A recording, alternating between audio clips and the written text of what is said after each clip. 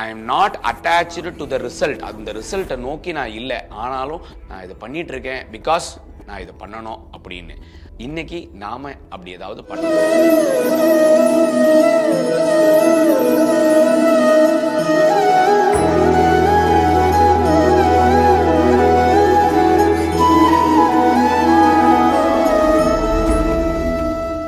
Hi, வணக்கம். வாழ்க்கை ரொம்ப அழகானதாக அமையற்றும். We are looking at Bhagavad Gita chapter 3 கர்ம யோகால verse 22. லாஸ்ட் வீடியோல வந்து 20 and 21 சேர்ந்தே பார்த்துட்டோம். இன்ஷார்ட் அதில் என்ன பார்த்தோம் அப்படின்னா, யாருக்கு எந்த தருணத்தில் எப்போ நம்ம எதுக்காக ரோல் மாடலாக இருக்கோம் அப்படின்னு தெரியல. அதனால can we be our self as a role model at least for one quality for the world around us அப்படிங்கிறத பார்த்தோம். இப்போ verse 22 பார்க்கலாம். ஸ்லோகா ஹியர் இட் கோஸ்.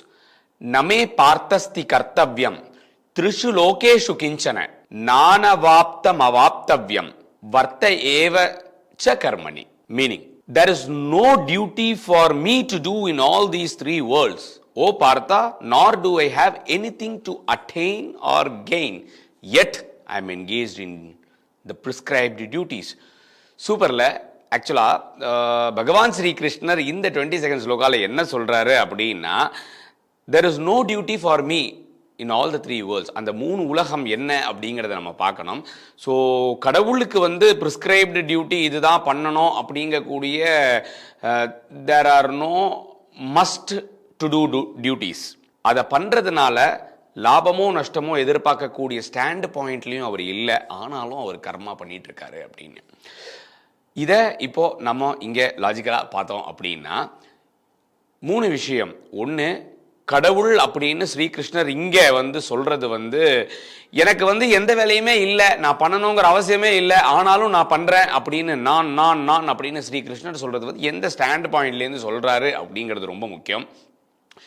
மூணாவது, கடவுள் அப்படிங்கிற ஐடியாவே நம்ம இங்கே பார்த்தோம் அப்படின்னா, இந்த உலகம் இருக்கு அப்படின்னா அதுக்கு கிரியேட்டர் அப்படின்னு ஒரு ஆள் இருக்கணும்ல, அந்த ஸ்டாண்ட் பாயிண்ட்லேருந்து. ஏன்னா இப்போ இதுவரைக்கும் ஜென்ரலாக ஓவரால் பகவத்கீதாவில் கிருஷ்ணர் சொல்லக்கூடிய நான், ஐ, மீ, மை செல்ஃப், நான் எனதுன்னு எங்கெங்க சொல்கிறாரோ அதை வந்து எந்த ஸ்லோகால எந்த ஸ்டாண்ட் பாயிண்டில் அவர் சொல்கிறாரு அப்படிங்கிறது ரொம்ப சப்ஜெக்டிவான விஷயம். நாம் புரிஞ்சுக்கிறதுல தான் இருக்குது. ஏன்னா இந்த மூன்று உலகத்திலும் நான் செய்யறதுக்கு உண்டான வேலை எதுவுமே இல்லை, எனக்கு லாப நஷ்டம் எதுவுமே இல்லை அப்படின்னு பகவான் ஸ்ரீ கிருஷ்ணர் சொல்கிறாரு அப்படின்னா அவர் எந்த நான் அப்படின்னு யாரை ரெஃபர் பண்ணுறாரு அப்படிங்கிறது முக்கியம். ஏன்னா இந்த கதையோட கான்டெக்ட்டை பொறுத்த வரைக்கும் ஒரு நார்மல் அர்ஜுனனோட ஃப்ரெண்டு, ஒரு தேரோட்டி, அவருடைய ரோல் வந்து அதுவாகவே முடிஞ்சிருது. ஸோ வந்து ஒரு தேரோட்டியாக இருக்கிற, ஒரு நண்பனாக இருக்கிற, ஒரு குருவாக இருக்கிற கிருஷ்ணன் அப்படிங்கிற பர்சனாலிட்டி வந்து இந்த உலகம் இயங்குறதுக்கே வேலை பார்க்குறாரா? ஏன்னா அந்த மகாபாரதத்தை பொறுத்த வரைக்கும் ஸ்ரீகிருஷ்ணன் அப்படிங்கிறது வந்து ஒரு ஈகோ ஆஃப் த ஸ்டோரி தானே. ஆனால் இங்கே என்ன சொல்கிறாரு அப்படின்னா, அந்த பர்சனாலிட்டிக்கு உள்ள இருக்கிற அந்த ஈகோவை ஆப்பரேட் பண்ற பரபிரம்ம ஸ்வரூபம் இருக்கு இல்லையா, அந்த யூனிவர்சல் எனர்ஜியோட ஸ்டாண்ட் பாயிண்ட்லேருந்து ஸ்ரீகிருஷ்ணர் சொல்றாரு. ஒன்று இதுதான் அந்த ஐ மீ மையோட டெஃபினிஷன். இன்னொன்று, இந்த இயற்கை இயங்கிறது அப்படிங்கிறது தானா நடக்குது. இயற்கை இயங்கிறதுனால யாருக்கு லாபம்? மனுஷனா இருக்கக்கூடிய இந்த பூமியில உயிரினங்களா இருக்கக்கூடிய நமக்கு எஸ் ஆப்வியஸ்லி அது ஒரு லாபம் தான். ஆனா வந்து ஒரு ஹையர் டைமென்ஷன்லேருந்து பார்த்தோம் அப்படின்னா இயற்கை தானாவே இயங்கிக்குது. Nature is happening on its own. இதுக்கு கடவுள் அப்படின்னு ஒரு ஆள் இல்லை அப்படிங்கிற ஸ்டாண்ட் பாயிண்ட்லேருந்து இந்த சயின்டிஃபிக் லாஜிக்கல் நல்லா சொல்கிறாங்கல்ல, அந்த ஆங்கிள்லேருந்து பார்த்தோன்னாலும் தானா ஒன்று இயங்கிறது யாருனால அப்படிங்கிறது ஒன்று, யாருக்காக அப்படிங்கிறது ஒன்று இருக்கு இல்லையா, யாருக்கு லாபம்?